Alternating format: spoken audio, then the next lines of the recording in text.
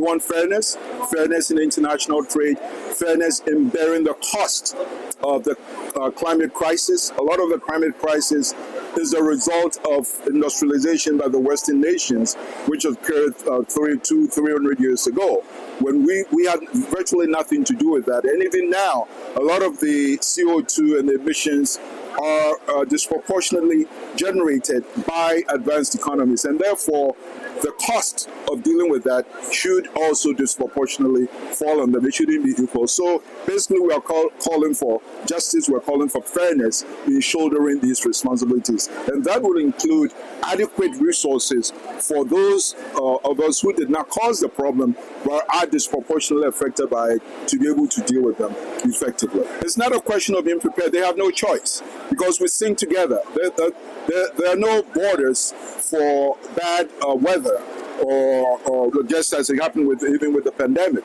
But so we are in it together. They have no choice.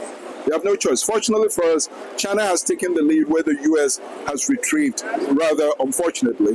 But eventually, I think they will come around. The U.S. will have no choice but to come around. What I'm picking up is China's incredible advances in renewable energy, for example, and the technology thereof. So they are pretty much taking over the world, while the U.S. is kind of retrieving into its shell. But eventually we'll realize that it's part of the world. So no matter how big it is, it will have to get along with everyone else. Yes. Now, Dr. Thompson added that Ghana must position itself to fully assess global climate financing opportunities to accelerate adaptation and mitigation measures. He urged policymakers to consider the economic risk of climate change and take decisive steps to protect vulnerable sectors, including coastal infrastructure, agriculture, and local livelihoods. I'm here in two capacities. One, as advisor to the president on the Sustainable Development Goals. And there are a number of goals that relate specifically to COP30. In our case, the issue of ocean economy and how to exploit it sustainably, the issue of climate itself, and of course, what we call above ground. And then I'm also here as chairman of the National Development Planning Commission to make sure that the decisions taken here are adequately reflected in the medium-term development plan and also the annual action plans of the various MDAs and MMDAs also, as they prepare them every year for financing by the Ministry of Finance. Now, what are some of the specific issues here? The issue of financing is top. As you know, there are always limitations in terms of financing for development. We are here looking for options or opportunities for sustainability issues on financing. There are many funds around the world actually running into billions of dollars that we can tap into, but we need to have a plan.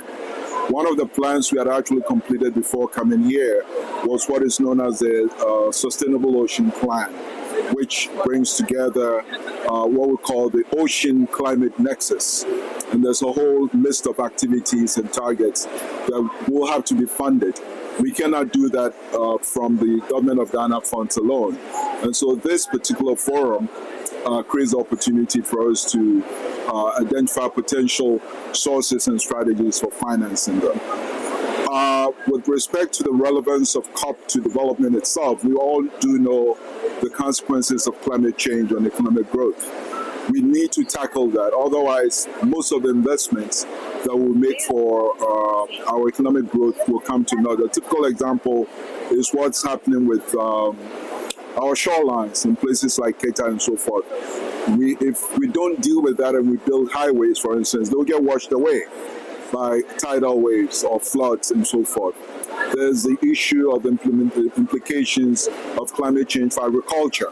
It could affect yields, which would affect rural livelihoods, which may increase poverty.